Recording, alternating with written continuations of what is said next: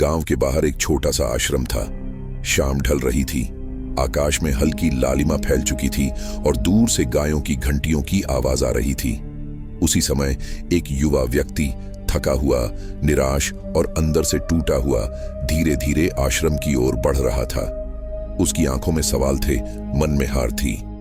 वह बार बार खुद से यही पूछ रहा था, अगर मैं सही हूं, मेहनत कर रहा हूं, तो फिर बार बार असफल क्यों हो रहा हूं? उसी आश्रम में श्री कृष्ण बैठे थे, शांत, मुस्कुराते हुए, जैसे सब कुछ पहले से जानते हों।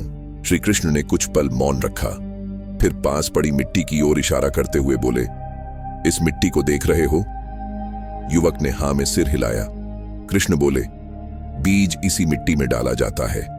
ऊपर से देखने वाला सोचता है कुछ नहीं हो रहा, अंधेरा है, दबाव है, सन्नाटा है, लेकिन अंदर बीज टूट रहा होता है और बिना टूटे कोई बीज पेड़ नहीं बनता। युवक चुप हो गया। कृष्ण आगे बोले, तुम जिस असफलता को दंड समझ रहे हो वह तैयारी है। प्रकृति कभी अधूरा निर्माण नहीं करती। श्री कृष्ण हल्के से मुस्कुराए और बोले, अर्जुन भी यही सोच रहा था। महाभारत के युद्ध से पहले वह भी थक चुका था। उसे भी लगा था कि अब और नहीं। लेकिन याद रखो, जिस दिन धैर्य टूटता है उसी दिन सफलता सबसे पास होती है। उन्होंने आगे कहा, जो लोग गलत रास्ते से आगे बढ़ते दिखते हैं वे दौड़ में आगे हो सकते हैं, मंजिल पर नहीं। तुम्हें सिर्फ अपनी गति नहीं, अपनी दिशा भी सही रखनी है। युवक की आंखों में हल्की चमक आई।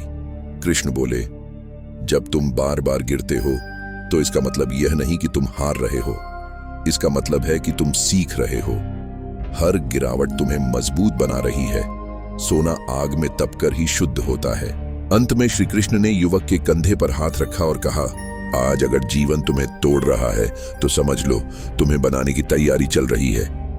हार मान लेना सबसे आसान है, लेकिन रुका वही इंसान इतिहास बनाता है जो विश्वास नहीं छोड़ता। युवक उठकर गया, लेकिन अब उसका सिर झुका हुआ नहीं था। कदमों में थकान थी, पर मन में आशा थी, क्योंकि उसे समझ आ गया था, कृष्ण हमेशा रास्ता नहीं बदलते। कभी कभी वह हमें बदलते हैं ताकि हम उस रास्ते के योग्य बन सकें।